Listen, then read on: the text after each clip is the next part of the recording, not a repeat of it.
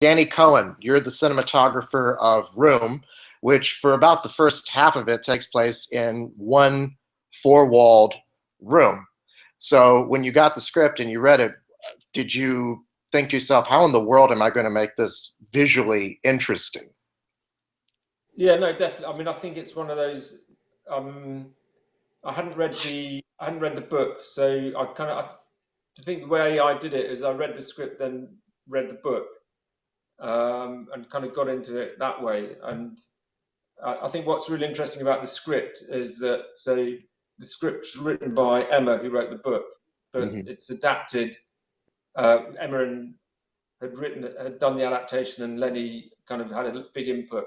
So it was very much a case of it was all there on the page. So you kind of you read it and you get the sense of the claustrophobia, you get the sense of the relationship between the mother and the son, uh, and just all the restriction and the confines of it being, stuck in that very small space. And then you kind of think, how on earth is that going to work on the screen? That would be the most boring film in the world. Because if you do what we ended up doing, which was to very much stay within the solid walls, and as I mean, only a very few times did we take a wall out. So as much as possible, we always had the lens within the space of the room, so we could take panels off the wall, have the lens poking through a hole, but have the body of the camera on the other side of the wall. So it was all about kind of coming up with ideas about where to put the camera in relation to the actors. I mean, the other thing we did was we built the whole set on a rostrum, so we could put the camera literally at floor level uh, quite quickly, quite easily. So we constantly kind of how those are the restrictions we're going to have to work with, and we make those really kind of turn it around and kind of put a positive into that kind of what essentially would be a really dumb idea, which is that's the way I think we went. Mm-hmm. Well, one of the things I found interesting about it, and I don't know if this was your intention or not, but you seem to play around with the dimensions of the space a bit in that first hour. I mean, because a lot of it is from, for people who haven't seen the movie, I don't want to spoil too much, but a lot of it's from the perspective of this 5-year-old boy who has spent his entire life in this room. That's the only world that he knows. Can you talk a bit about that? Yeah, I mean, we were very sort of hardcore. We didn't change the size of the room.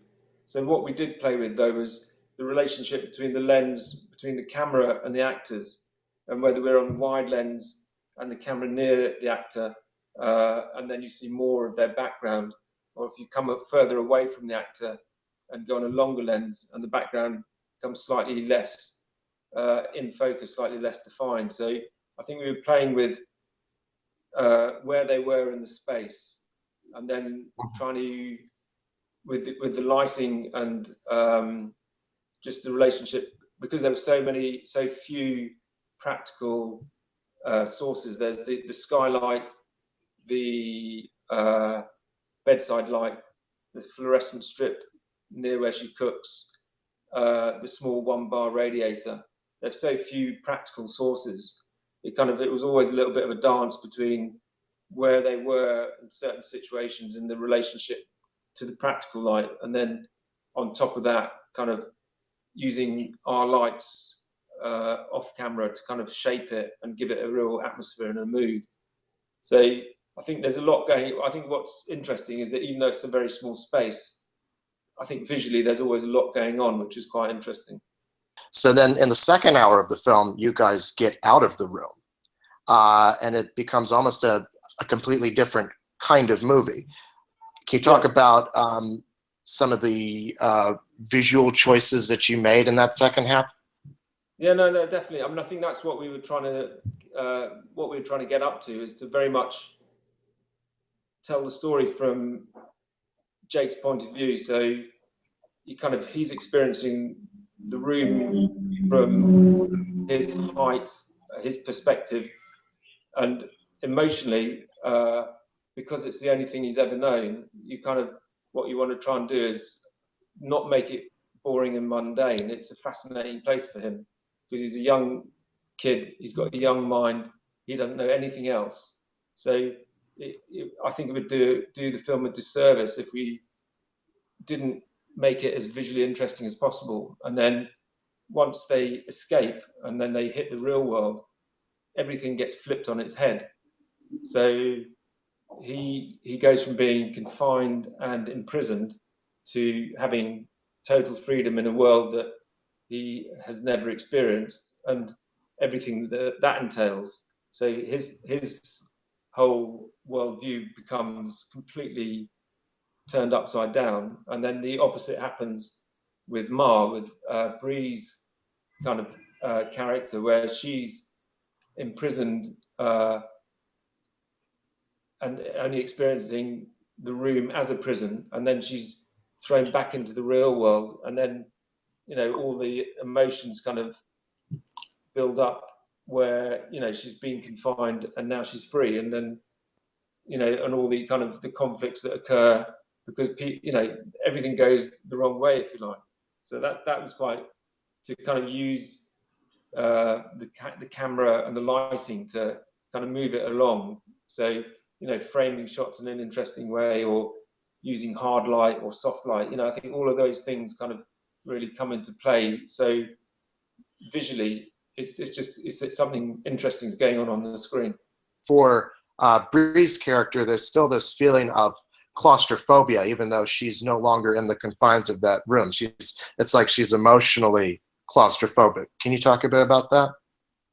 Yeah, I mean, I think very much. I think if you kind of go through the film with a kind of a magnifying glass, what you'll see is in the design, the Ethan very much repeated elements of the room within her room back at her parents' house. So there's a single window. There's a wardrobe with louvered doors that Jack sits in. There's repetition going on where she's escaped and she's got out of her captivity, but she's kind of escaped into another form of captivity, which is the familial relationships, that she's back in the world where you can't escape your family. So I think there's a lot of kind of interesting stuff going on, just how the sort of dynamic moves along. Right, yeah. It's also interesting that you don't really know quite what's going on. You don't understand what their situation is. And it's revealed to us very slowly through little visual hints until finally she flat out. Can you talk about creating this sort of sense of mystery, in your shot choices, and how do you do that? Yeah, no, definitely. I mean, I think what's interesting about the style of room is that it's definitely, there's an element of the thriller because you don't quite know what's happening. There's a bad guy.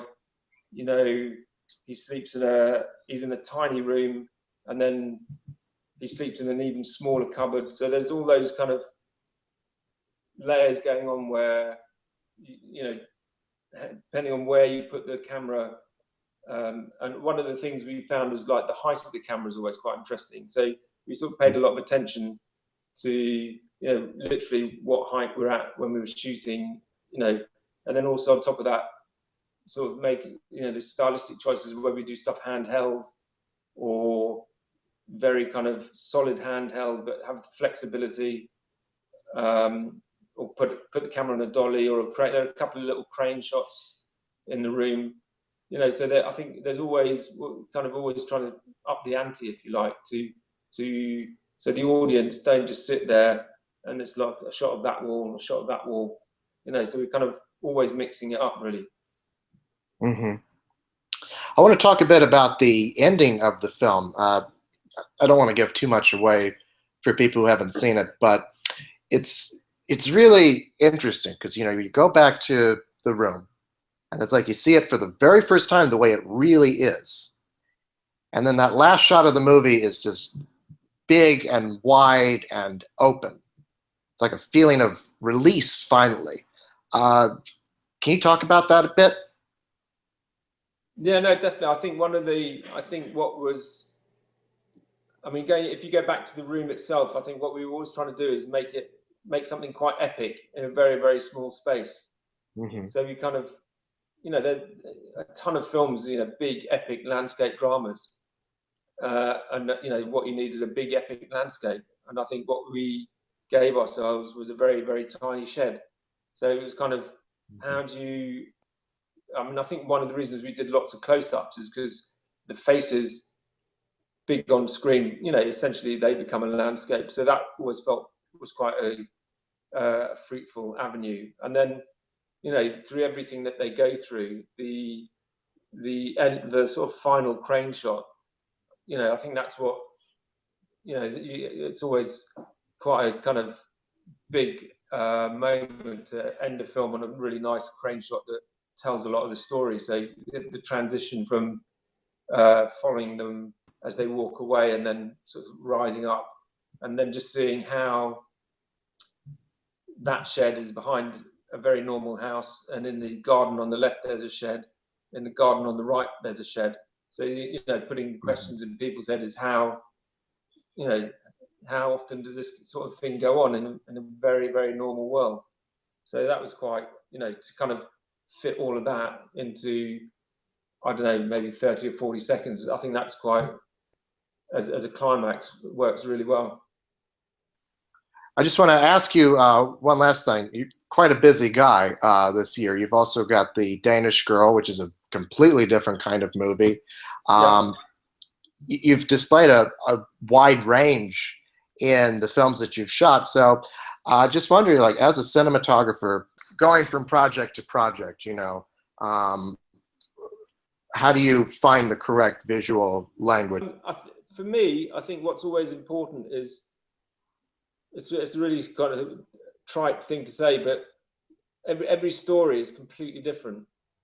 So you're starting from the basis that it doesn't make a lot of sense to reuse visual ideas that you've used previously. So I think I always try as much as possible to start afresh and come up with a style or a storytelling technique that works specifically for that script, because it feels like you can have a style that if it doesn't mesh with what you're doing or what the story is saying, then it kind of doesn't help push the story forward. And I think that's what the cinematography is all about, is just the visuals and the story in sync.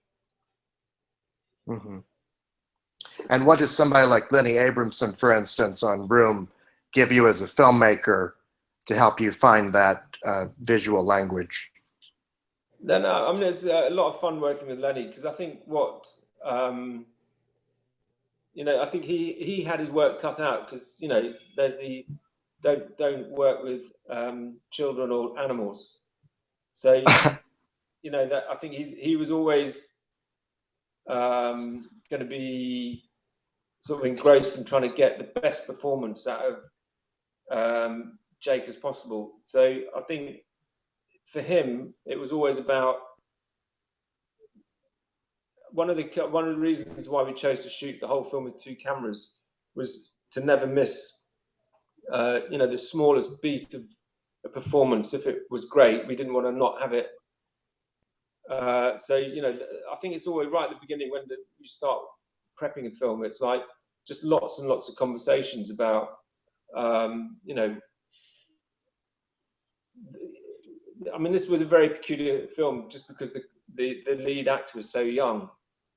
So Hmm. it's a lot about very practical, really boring things like we'd only have him for 8 hours a day. So and that's with an hour's lunch, and so the actual shooting time we had was so restricted. We had to make the most of literally every second Jake was on screen. So it's kind of having ways of working that just maximized the amount of interesting footage we were getting. Hmm. Well, thank you so much, and congratulations on the film. Brilliant. All right, thanks a lot. You're welcome. Thank you. Thanks.